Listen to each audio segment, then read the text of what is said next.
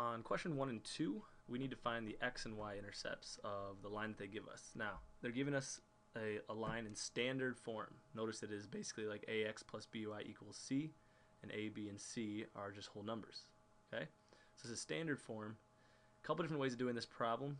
The easiest way to find x and y intercepts is to remember that on an x, y coordinate grid, if you have a point that is on our x-axis, so here is a couple points that are on our x-axis. If we think about the coordinates that these have, this would be like 2, 0. This coordinate point would be like, 0.5, 0. This coordinate would be, say, -1, 0, and this would be, -3, 0.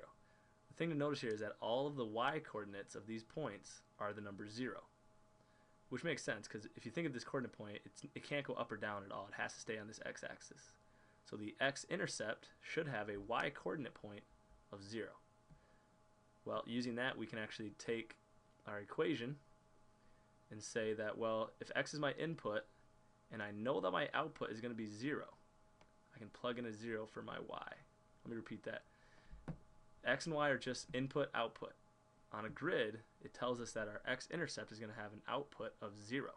So I can plug in a 0 for my output, and I can just calculate my input. The nice thing about this is that the 0, 3 times 0 actually just cancels out to be 0. So we just kind of have 2x equals -18. This actually turns out to be a pretty simple equation.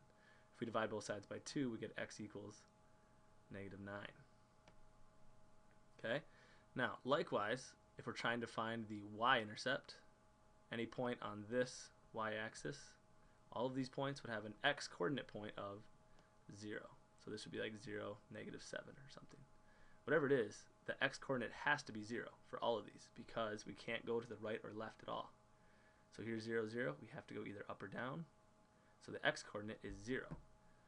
That means if our input is 0, we can plug in a 0 here, and we can then calculate what would our output be if our input was a 0 in this function or this equation.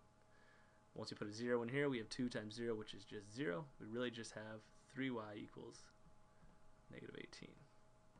Okay, this ends up being a pretty simple equation as well because we have y equals -6. Here would be our y-intercept. Here would be our x-intercept. So looking up at all of our options, we can see that D would be a good choice because it has x-intercept -9, y-intercept -6. Alright, now if you're watching this video, I would like you to pause it right now and try to do the same type of method, plugging in these zeros for number 2, and try to find your x and y intercept.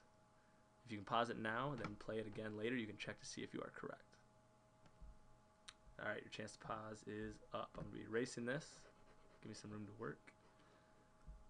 Okay, now, -3 plus 9y. So I can plug in a 0 into my y to find my input.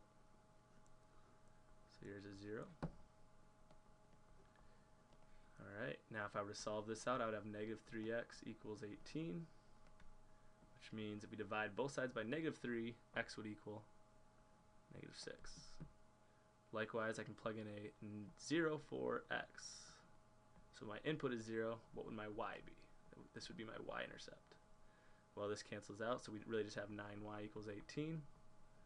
And then y must equal, if we divide both sides by 9, 18 divided by 9 is 2.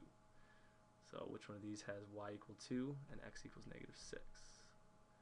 Right here, x-intercept is -6, y is 2, so the correct answer would be C. There's C, there's D. Now, make sure you can do both of these x-intercept and y-intercept because on the test you might not have any multiple choice options where you only have to do one to kind of pick out your answer. Alright, if you have any further questions, please ask your neighbor or Mr. Otten at the front of the room, please. Thank you.